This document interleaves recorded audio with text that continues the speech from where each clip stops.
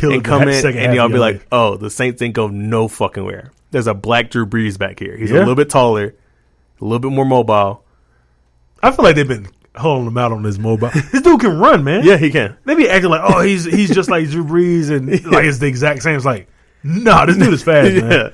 He's quick. I think that where he is right now is the absolute, and I love Teddy Bridgewater.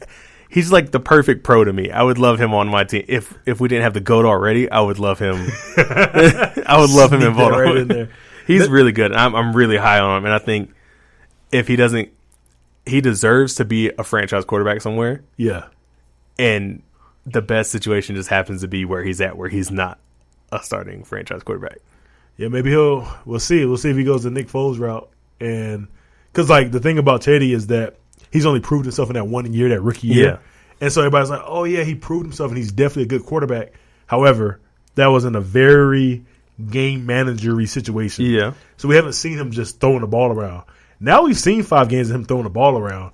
And it's like, oh, this motherfucker can work. Yeah. So not now, just work, this motherfucker is. So now I wonder if he can't even sit on the bench anymore. I wonder if he's like, nah, I got it. Like my destiny's calling. Well, the way he's, I mean, granted, we don't know what's really going on, but he's acting down in New Orleans like, hey, the city loves him. Yeah. You know who's will love him? Who? The Patriots. Think about that shit. Tom Brady, they get Tom Brady the fuck out of town. Who the fuck did they sent away all their backups? Who's the backup in New England? This dude named Stidham. Okay, Stidham. Sit him. I thought he was correct. I was like, oh, his name is Stidham? No, sit him and get Teddy B up there. I don't want to have to play that motherfucker. They're in the AFC. I'd rather not have to play him. Oh, shit. God, that's no. Whoever that is, they need to get somebody else probably. There's some SEC quarterback. I don't really believe in those. Oh, I'm going to say I don't really believe in those guys. I don't believe in SEC 100% quarterbacks. Don't believe in them. I want to say he went to Auburn last year. Okay, then yeah, so it's just like Cam Newton, I guess. Yeah, that's the only thing you can say about that. Yeah, no, that's not good. Yeah. So, no. I mean, Teddy B is like what you would want if I'm the Patriots and I'm like, we like people that aren't going to stir up anything. They're going to come in, they're going to do their job. They're going to do it well. And they're not going to complain. That's going to be Teddy B. Yeah. And that's going to be exactly what you want. Or Jalen Hurts. Jalen Hurts? I don't know. I don't know if he's going to be any good. Like I said, I get real. When I watch college players, that's why it's so hard to judge the transition from college to pro, especially with quarterbacks, because you watch these dudes make these wide open throws. It's so much harder when the quarterback comes out of Oklahoma. Yeah, that too. Because Oklahoma is the new Texas Tech. Yeah, and the air raid system is like they're a big enough school to where they get the top elite athletes. Absolutely. So there's good teams in the, but they just got beat though in the Big 12. I want to say they're in. Yeah, but are they really playing great athletes? No. So when you put a receiver out there that runs a 4.4, he's probably going to burn that corner that runs a 4.55. Yeah. And he's going to get wide the fuck open. And that's what happens in college in general. Exactly. Mostly anybody who has any, it's weird because like the way it works is that if you have any talent in high school, catching the ball, juking, anything like that, you're going to play offense. Yeah. And so you go to college and everybody's sitting there playing offense. And so the DBs are trash in college football. You get to the pros, and all of a sudden, every pro team has 3, 4, 5, 6 receivers that can go out and play football. Yeah. Every pro team only has maybe 1 or 2 cornerbacks that can play football. But it, like, condenses, though. Yeah. So now every team does have a cornerback that can lock down a number 1 receiver. You know what I'm saying? So it's like a little weird thing. So, yeah, for that reason. College ain't like that. College ain't – you go play 10 teams in a row, and there's nobody that can cover anybody. And you're just like, that's what I feel like in Oklahoma. You know how back in the day – not even back in the day, we could go outside right now and probably do it. If we were playing like 7-on-7 or playing like a backyard football game, we'd have the football in our hand and we're like, all right, you're going to go here and you're going to run that way. Yeah. That's basically what Oklahoma has to do and any of these air raid offenses have to do because they know everybody's going to be fucking open. Yeah. So then you get these quarterbacks that come from Oklahoma and their numbers are fucking insane. Oh, crazy inflated. They're crazy inflated. And then they get to the NFL and they're like, I wish you would have passed on this guy. That's one of the reasons I kind of doubt Jalen Hurts a little bit, too. It's the same because he came from Alabama. I watched him play at Alabama, and I was like, this dude can't throw the football. And then all of a sudden he goes to OU, and it's like, man, this dude could really throw the football. Exactly. So what changed? So yeah, what the fuck happened? The only thing that changed is now he works out after football games. That's the only thing that changed. Nothing. He's the same player. I just don't. I mean, it's basically the same thing, except Alabama's not an air raid offense. Right. Alabama's still going to get the absolute burners on the outside. Yeah. So you're basically got an air raid offense that happens to be able to run the football like it's fucking 1920. Yeah. So I'm not high on Jalen Hurts. I want to see him do well just because he seems like a good guy. Yeah, he does. And I just very like Russell Wilson is like, I can win this game by 40 and I'm still gonna be like, hey, we gotta get better, guys. Yeah. You know. But I just don't see it happening. Maybe he'd have went to a different school after Alabama, but not Oklahoma. That taints his image coming out of college for me for some reason. Yeah. But the last two, like, people love. Didn't work out. What do you mean? What do you mean? People love Baker. Baker money. How's he working out? I ain't never believed in Baker, bro. Okay, so he's not working out. And then Kyler Murray.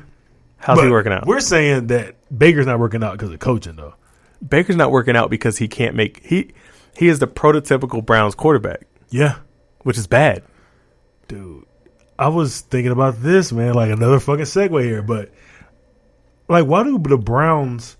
Like, it's one thing to draft and miss because everybody drafts and miss. They've done a lot since 2001. But why do they consistently take the quarterback with the red flag? Like, Baker Mayfield is the guy that had the character issue. It's like, okay, he got caught with the Johnny football. Yeah, that's what I was about to get to. He's running from the cops on a video, which I've never heard of a quarterback having a situation like that. Outside of like, I think Cam Newton got in trouble with some. He stole laptops. Yeah, he stole a laptop. Yeah, so I've only heard of two quarterbacks getting into to issues like that. Maybe Ryan Leaf.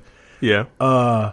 Then you got the guy before him, Johnny Football, and it's like this dude's doing coke in the bathroom. He's like supposed to party. Yeah, he's just hucking. He's like doing 360 spins, and then just hucking the ball downfield, and like the receiver makes the catch. And you're like, oh shit, Johnny Football. Rain, it's like, bro, that's not him, you know. And then before that, they drafted Brandon Wheaton. Yeah, and this dude's like, hey, he's 31. He's a 31. Hey, bro, you know he's old, right? He's a 31-year-old rookie. Like, this may not be the best bet. Yo, I actually was tweeting about this a day ago. They passed on. There's just a random list of quarterbacks they passed on. Oh, here we go. This will be bad. It's okay. They could have had Drew Brees. Oh, shit. Who they drafted instead of Drew Brees? I'm not sure who they drafted instead of. I was just looking at the quarterbacks that they passed on. Yeah. The talent that came out of that draft. There were a couple quarterbacks that have passed because they were like, yeah, they could have had Flacco, but really, why the fuck would they have wanted Flacco type of thing? So there were quarterbacks that have skipped on. But they could have had Drew Brees. Damn. They could have had Big Ben. They could have had Aaron Rodgers. Damn. They could have had Russell Wilson. They could have had Teddy Bridgewater. I don't even like Dak, but they could have had Dak. And they could have had Wentz. And don't even get me started on fucking when they drafted Baker, because they could have had the best quarterback out of that draft. Obviously, right now is Lamar Jackson. They could have had Lamar Jackson. Yeah. So they just have this. They don't have good scouts. I don't. Maybe that's what it is. The scouts are out there like, bro, he's really good, bro. Yeah. I think the thing I think about them is that you ever hear a coach say, hey, you can't put things up to analytics. You have to, like, kind of just know, like, they want the intangibles or some shit. Like, you can feel it. You can feel greatness. Yeah. I feel like that's what the Browns are into. They get really caught up in presence. They like hype, yeah. Yeah, so what does Baker Mayfield and Johnny Manziel have in common? Presence like a motherfucker. Yeah. Like, these motherfuckers confident. You can't tell them they can't do anything. Which is great, except they have to still be able to play football. It's got to translate, and that's what they're missing at.